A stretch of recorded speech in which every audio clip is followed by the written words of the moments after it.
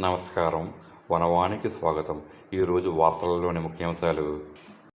గోదావరి వరదలు కాస్త తగ్గుముఖం పట్టడంతో దేవీపట్నం గండిపోచమ్మ అమ్మవారి ఆలయ గోపురం వెలుగులోకి రావడం నిజంగా విశేషం.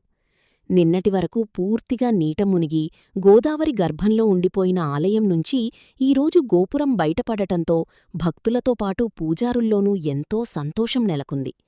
నీటి ప్రవాహం ఉన్నప్పటికీ అమ్మవారిపై ఉన్న భక్తిశ్రద్ధలతో అర్చకులు పడవలో ఆలయ సమీపానికి వెళ్లడం, శాస్త్రోక్తంగా పూజలు నిర్వహించి గోపురంపైనే నైవేద్యం సమర్పించడం చాలా నయన మనోహరమైన మరియు భక్తిభరితమైన ఘట్టం.